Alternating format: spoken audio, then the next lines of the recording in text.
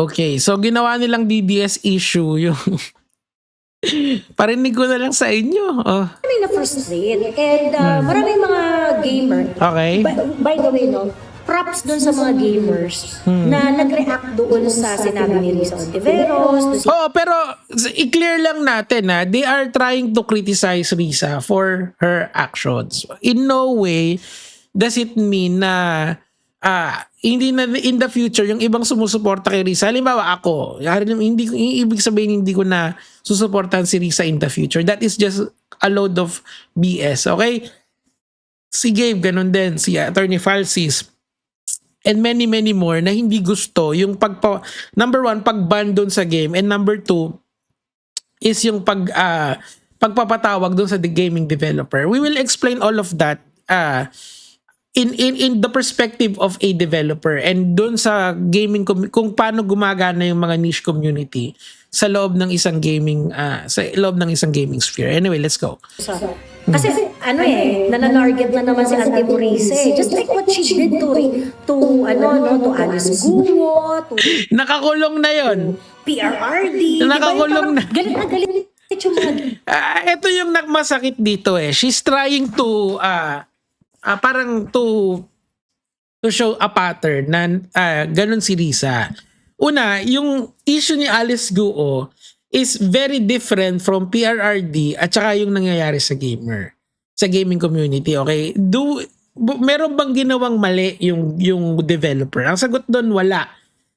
Bakit? Kasi pinublish ng Roblox yung games niya eh. Yung game niya. Tapos, sumunod naman sila, nag-comply sila doon sa 18 years old na limit, so wala tayong problema doon. So, bakit mo dinidikit kay doon sa ginawa niya kay Alice Guo na isang serious crime? Actually, nakakulong na nga yung tao eh.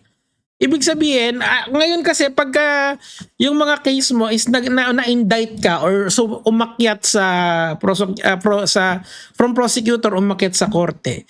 Ibig sabihin, malakas yung there is reasonable certainty of conviction sa mga ganong cases. Gets nyo? Isa pa, si Alice Guo, si PRRD, di ba? Si PRRD bakit ba nasa dahig yan? Okay? So ang sabi ng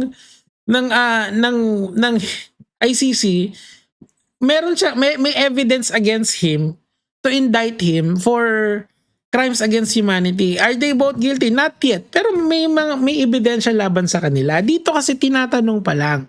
So ang ginagawa niya, kino-conflict niya yung tatlo na yon. Dinalagay niya sa isang bundle para makita nyo na kita mo si Risa na nanarget na naman. Hindi. Magkakaibang issue yan.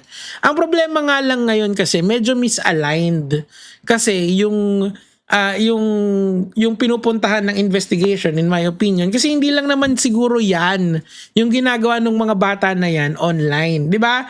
Isang tao lang yung, di ba dalawa sila doon, di ba dalawa sila eh, na naglalaro yung isa lang, pero isa lang yung sinabi na matagal siyang naglalaro ng Goreback. So ano yung motivation ng isa? Ano yung mga nilalaro niya? Hindi ba dapat iban na rin natin ng Messenger sa mga yung Facebook Messenger? Kasi doon sila nagko-coordinate kung anong gagawin nila eh. Hindi ba mas delikado yon? Or ano pa yung mga platforms na ginagamit nila doon sa kanilang mga sa kanilang mga telepono, 'di ba? Or sa kanilang mga systems. So, kita nyo, what they did is okay lang naman na politikahin mo eh. Wala akong problema kung popolitikahin mo ang isang bagay. I think everything else connects to politics. Pero you're creating a political narrative that is advantageous sa position nyo para lang masira yung tao or para lang mapakita na mali yung ginagawa ni Risa. Si Risa kasi, kung iintindihin mo fundamentally yung ginagawa niya, she is just following kung ano yung sinabi ng CICC. CICC was the first one to ban Gorebacks. Diba? Bago pa pumutok to dun sa mga gamers, we were the one dun sa ND.GG. Yung mga nagfa-follow sa akin, you all know na sinasabi ko mali yan. Ako yung unang nagsabi sa inyo yan. Diba? Sinabi ko yan na pwede nyong scroll down yan bago pa mag-post si Gloco or any other gamers. I was the first one to say na mali yun. Importante yun eh. Kasi hindi naman talaga kasalanan ng developer yan. Kasalanan yan nung mga community at saka nung parents na may obligasyon doon sa mga anak nila na dapat alam nila yung ginagawa ng mga minor de edad nilang anak. Tama. Like for example, yung sigurado ano na lang natin kunyari may manonood ng R-rated yung minor de edad mong anak. Papayag ka ba? 'Di ba ang sagot doon hindi? Ilagay natin sa perspective ng gaming. Papayag ka ba na yung anak mo manood o maglaro ng R-rated na game? Syempre hindi, 'di ba? Yung ratings noon plus 18 eh. For adults na 'yun eh. Ba't pinalaro mo sa anak mo? So bakit kasalanan nung gaming company? That's the point eh. Pero kung ang tatanong lang naman ni Risa, yung technicality ng laro, yung physics ng laro na 'yon, I think merong yung physics engine noon or kung paano sila nag-comply, pwede. Makes sense. Pwede niyang gawin yon. Pero again, nandun tayo dun sa idea that banning games sets a bad precedence dito. Age verification, I think that's the best. Dapat naman, may age verification naman talaga yan eh. 'Di ba? Pag nag-create ka ng Roblox account, papabukas niya yung, ako na experience ko to, papabukas nila yung webcam mo para makita yung pagmumukha mo kung mukha kang 21 years old or hindi. Okay? Or gagawa ka ng email, kailangan nakaregister yung SIM card mo. Alam naman natin lahat yan eh. So ano yung pinopoint ko dito? Okay? Tingin ko misguided yung pagtawag sa any gaming developer. It sets a bad precedence. But it ends there. So what do you do next? Since ako ay volunteer ng Risa na movement, sinasabi ko naman sa inyo yan. Sinabihan ko sa kanila, sila, na magpatawag na lang kayo ng meeting. Parang town hall meeting. Kasama yung gamers, kasama yung mga parents, kasama yung mga tao na naglalaro, na alam yung community mismo. The problem is not the physics engine of Roblox. It's not, or yung on how games are created. That's not the problem. The problem here is the interaction, the social interaction inside the games, inside social media. That's the problem. Problema kasi, itong mga political vloggers na to talaga, they are making it a Risa Hontiveros problem. O si Risa, kita nyo, nananarget na naman. It's not. If she made a mistake dun sa ganong decision making, then correct it, steer it on the right direction, and then let's ask the right question pagdating ng July 1. Gets nyo? Nakaka-frustrate kasi. This is the frustrating part in political vlogging kasi. The more you dive in dito sa political vlogging, the better you would understand when people are trying to create narratives.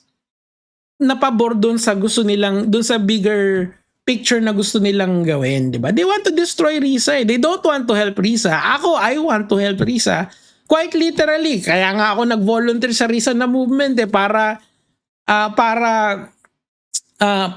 sabihin sa kanila kung ano yung sa tingin kong tama eh. Pero yung iba sinasabi sa akin na hindi, antayin mo lang yung July 1 hearing, meron siyang magandang explanation diyan. Okay, sige. Willing to understand, willing to learn, willing to give my opinion on the matter. I even said na okay lang ako maging magkaroon ng maging resource person. Pero sabi ko, baka pwedeng yung mga gamers na lang nakakilala ko na mas alam to kesa sa akin. Si Gloco nga, sinadjust ko eh. Di ba sobrang nag-trending si Gloco before pa siya magsalita. Kasi alam niya yung gaming yan. Tagal niya na sa gaming. Or si Rasi, si Doggy, di ba? Si Wrecker, di ba? These people, they might look like lang sila, patawa-tawa lang sa stream, pero they are subject matter experts when it comes to gaming communities. Hindi sa programming ng laro, but when it comes to gaming, alam nila yan. So wag niyong i-weaponize. Etong mga DDS na to kasi, wala talaga tong mga utak, wala nang utak, wala nang puso. Ang sila, hardwired sila na lahat ng issue na pwede nilang ikabit or makatulong sa bigger narrative nila, gagawin nila yan. The problem here is not Risa Hontiveros. If she is making a mistake right now, then justify yung position niya pagdating ng July 1, healthy conversation to. Nakakalito talaga yan. Totoo lang sa kanila. Nakakalito yan. Biruin mo. Yung mga kakampings kinikriticize si Rizon Ontiveros. So what? It's part of a healthy democracy, criticism. Hindi naman tayo nagpa-prop up ng santo or ng kulto eh. Hindi ganun dito, men. Tapos na yung era na yon or patapos na, sabi nga ni Trillanes. It's up to you kung gusto nyong ibalik tong mga tao na to in power, na sila uli yung naghihimasa ng betlog, or do you want this kind of conversation? Let's have it. Come on. Pwede naman eh. Ako, yung totoo lang, kung i-organize nila yung town hall meeting, di ako magsasalita doon. Pero I'm the one who will try to get as much influencer that I know. Di ba? Ganun eh. Sayang yung platform mo, hindi mo ginagamit sa tama. Tsaka yung utak mo, Joey, kaya pala hindi ka pumapasa ng bar eh.